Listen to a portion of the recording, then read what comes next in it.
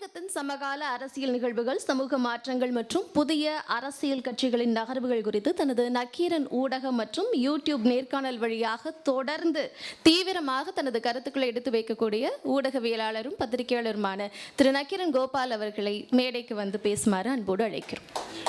நல்லா தானே போயிட்டு இருந்தது.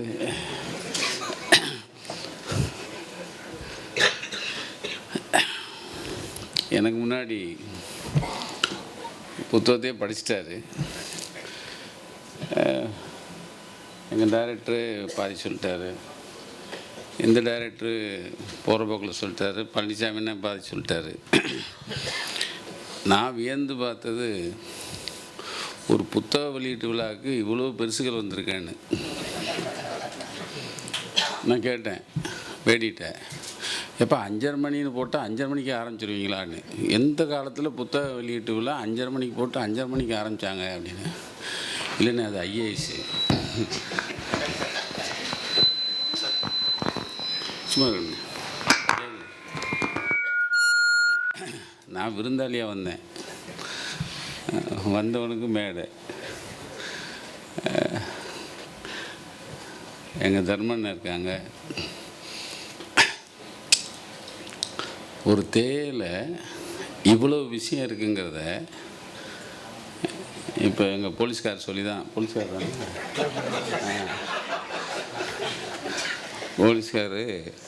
போலீஸ்காரங்களும் புத்தகம் படிக்கிறாங்கிறது இப்போ தான் தெரியுது. எவ்வளோ விஷயத்தை உள்ளடக்கியிருக்காரு. அப்போ தான் முருகனை பற்றி, எனக்கு முருகன் வந்து என்னுடைய டெல்லி அட்வொகேட் ராம்சங்கர்னு என் தம்பி, அவருக்கு ஃப்ரெண்டு. அப்போ அவர் மூலமாக தான் எனக்கு அழைப்பு. அப்போ தான் சொன்னார், நான் சாத்தூர், ஐயோ எங்கள் அப்பா வேலை பார்த்த ஊர், எனக்கு அருப்புக்கோட்டை. இந்த நிப்பு கதை எனக்கும் சொல்லியிருக்காங்க.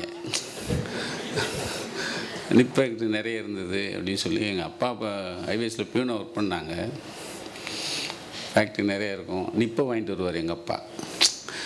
ஹைவேஸு போகிற இடத்துல நிப்பு தருவாங்கலாம், வாங்கிட்டு வருவார். அப்புறம்தான் சொன்னார், கல்லூரியில் படித்தேன் அப்படின்னாரு. கல்லூரினா எஸ்பிகேனா நான் எஸ்பிகே தான், நான் அருப்புக்கோட்டை. உங்கள் ஸ்கூலுக்கு நான் விளையாட வந்திருக்கேன்னா என்ன, எந்த வருஷம் சொன்னார், 73 சார், நான் ஜூனியர்னார். ஓ, அப்புறம்தான் எப்படி இங்கிட்டலாம் போனீங்க? வெளியே வந்தோடனே எப்போவுமே நமக்கு ஒரு பிச்சைக்கார புத்தி இருக்கும் பாருங்கள். வர வழியில் டீ தந்தாங்க. இவர் டீ காரில் டீயில் தானே இருக்கிய, அப்போ நல்ல டீ தருவாங்க அப்படின்னு. வந்தோடனே உள்ளே போங்கன்னாங்க. டீ இருக்குது, டீயை சாப்பிட்டு வராயானே. ஒரு டீ அடிச்சுட்டு இருக்கும்போது வேடி வந்த அப்படி, அண்ணே ஆரம்பிச்சாச்சுண்ணே. 5:30க்கு ஷார்ப்பா? அண்ணே சரி. இன்னமும் எங்கள் கவிஞர் வராரா? வரார்.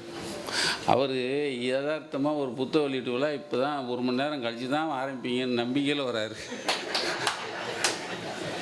நீங்கள் இப்படி ஷார்ப்பாக போலீஸ்காரெலாம் கொண்டு வந்து ரைட் டைமுக்கு ஆரம்பிக்கிறது, அதுவும் என்னைய மாதிரி ஒரு மீசக்கார் வரவர் ஃபஸ்ட்டு ஓப்பனிங்கு. அவர் இப்போ தான் தெரியுது, அவர் வந்து பூரா சைலேந்திரபாபு, இறையன்பு அவங்க படித்த காலேஜில் இவரும் படிச்சிருக்காரு. யாரையும் குறைச்சி மதிப்பிடக்கூடாதுன்னு பார்த்தீங்கன்னா தெரியும். அவர் ஒரு அரசியல்வாதியாக பார்த்தோம்.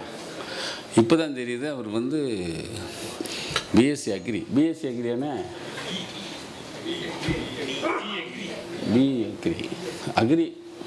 அக்ரி. அப்போ அதில் தான் அங்கேயும் இவர் படிச்சது. இவர் வந்து அங்கே படித்தது தானே முருகனை. போலீஸ்காராக இருந்தீங்கல்ல? போலீஸு. அப்புறம்தான் ஐஏஎஸ். நானும் வேலைக்காக தான் வந்தேன். ஏதாவது வேலை கொடுப்பாங்கன்னு வந்தேன். பேங்க்கில் வேலை தான் வாங்கினேன். வந்த இடத்துல தான் நம்ம ரூட்டு மாதிரி இப்படி வந்தோம். அப்படி இப்படி வந்து, ஆனால் என்ன பெரிய சந்தோஷம்னா, கல்வெட்டு ஆராய்ச்சியாளரும் வந்திருக்காரு. எல்லா பெருசுகளும் பெரிய பெரிய ஆட்கள் எல்லாருமே வந்திருக்காங்க. அப்போ ஒரு புத்தகத்தை எழுதுறதோடு இல்லாமல் அந்த புத்தக வெளியீட்டு விழாவுக்கு மெனக்கெட்டது இருக்குல்ல எங்கள் முருகன். எனக்கு இன்றைக்கே டெல்லி அட்வொகேட்டு 4 தடவை ஃபோன் பண்ணிட்டான். கிளம்பிட்டீங்களா, போயாச்சா. அப்போது படைப்பை கொண்டு போய் சேர்க்குறது ஒரு பக்கம், படைப்பை படைச்சிட்டு அதை நேசிக்கிறது இருக்குல்ல, எனக்கு அது இப்போ தான் எங்கள் அண்ணன் சொன்ன பிறகு தான் இன்னைக்கு போய் நைட்டு படிக்கணும்யா,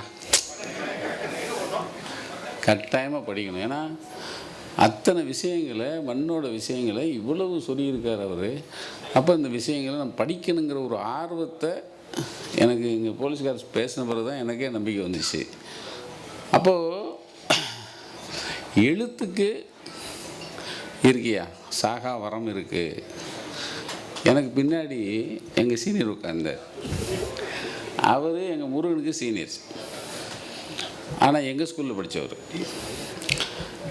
அவர் போனோன்னே கை கொடுத்தாரு. நான் எஸ்பிகே என்னார். எங்களுக்கு நாங்கள் மீட் வைக்கல, நீங்கள் வந்து பேசுனீங்கன்னாரு. நான் பேசியிருக்கேன். அவர் எனக்கு சீனியர் 4 வருஷம், ஆனால் அவங்க விழாவுக்கு நான் போய் பேசியிருக்கேன். ஏன் அப்படின்னா அப்போ தான் இந்த காடு மேடுலாம் அலைஞ்சி தெரிஞ்சோம்ல. அப்போ இந்த ஊர் பூரா கூப்பிட்டு என்னை பாராட்டு விழா வச்சாங்க.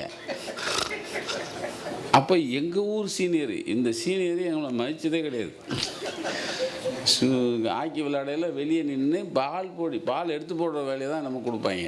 அப்புறமேல உள்ளே போய் விளையாடுறதுக்கு ரொம்ப கஷ்டப்பட்டோம்.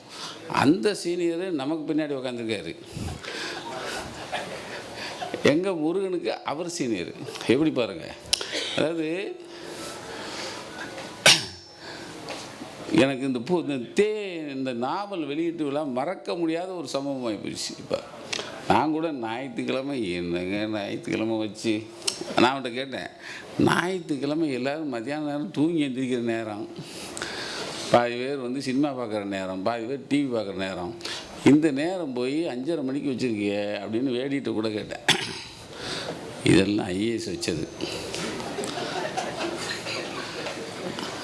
நமக்கு ஒன்று நான் சொன்னேன், என்னப்பா புளியங்கொம்பை பிடிச்சிட்டேன்னு அவனை, யார் வேடியை, ஏன்னா புக்கு யாப்பு 2வது தானே, நான் 3வது ஒரு புக்கு எழுதிட்டுருக்கேன் அப்படின்னு. எழுதிருக்கீங்களாம்ல? முடிச்சான். அது நீ தானே? அவன் தான். எப்போ புக்கு விற்கிறதுக்கு ஆனால் புக்கு போகிறது பெருசு இல்லைண்ணே, அதை வாங்கணும்ல. இப்போ அப்போ வாங்குறதுக்கான செட்டப் வந்துச்சு பாருங்க. எல்லோரும் வாங்குவீங்கிற நம்பிக்கையில் சொல்கிறேன்னே. அவன் அதான் தைரியமாக இருக்கான். விட்டுன்னு ஓட்டு வந்துருக்கான் பாருங்க.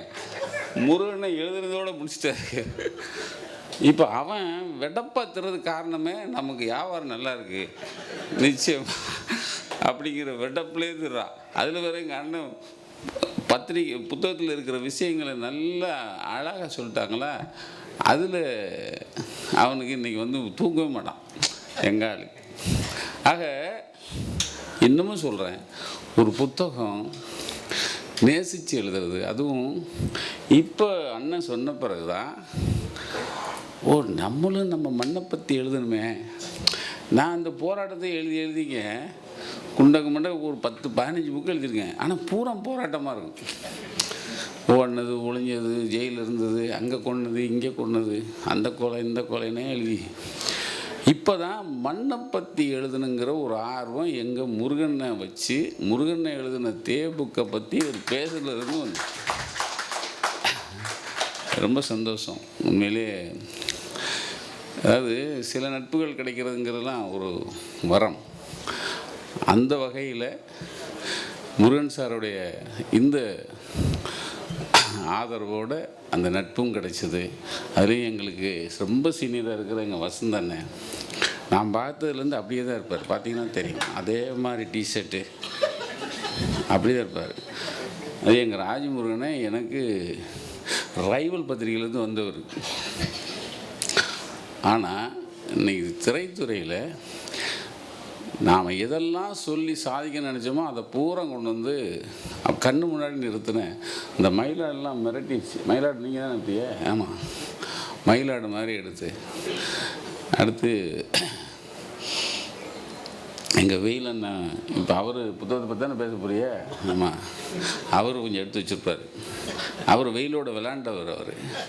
ஆக பெருசுகள் எல்லாம் வந்திருக்கீங்க, எல்லாருக்கும் வணக்கம். இந்த வாய்ப்பு திடீர்னு வந்தவன், அதனால் என்னடா புத்தகத்தை மாத்திரம் சொல்லாமல் மற்ற எல்லாத்தையும் பேசி போகிறானே நினச்சிடக்கூடாது. அது பேசுகிறதுக்குன்னு தனியாக இருக்காங்க பெருசு. நன்றி. சிந்தனையால் மட்டுமல்ல, அரங்கம் சிரிப்பலையாலும் நிறைந்திருந்தது. நன்றி சார்.